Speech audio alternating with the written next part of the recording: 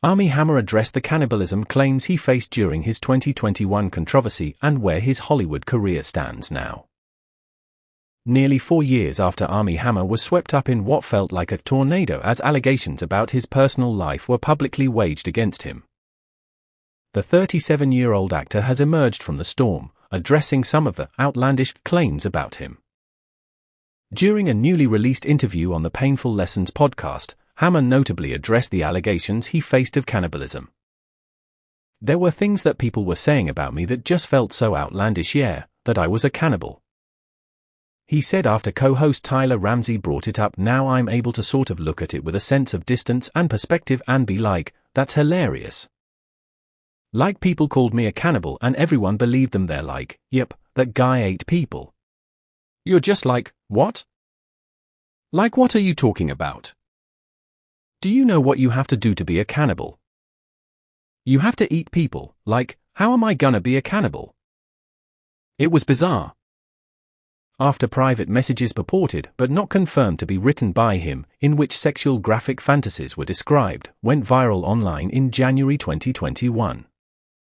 Hammer called the claims bullshit and stepped down from his role opposite Jennifer Lopez in Shotgun Wedding. Shortly after, he was dropped by his talent agency and publicist.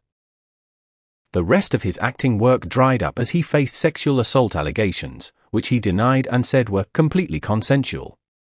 In May 2023, the Los Angeles County District Attorney's Office announced that, after an extremely thorough review, there was insufficient evidence to charge him with a CRM.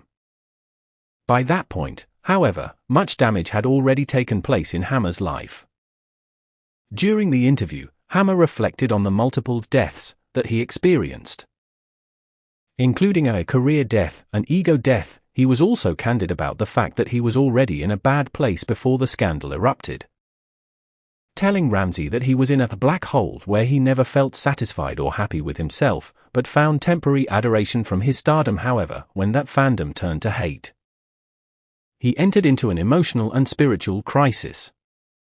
"I'm really lucky that my death wasn't a physical death, because the path that I was on before, I was burning the candle pretty hard on both ends, and, there's only a couple different ways that story ends, and I'm really grateful that it's almost like a neutron bomb went off in my life, right? It killed all the people, it killed me, it killed my ego, it killed all the people around me that I thought were my friends that weren't.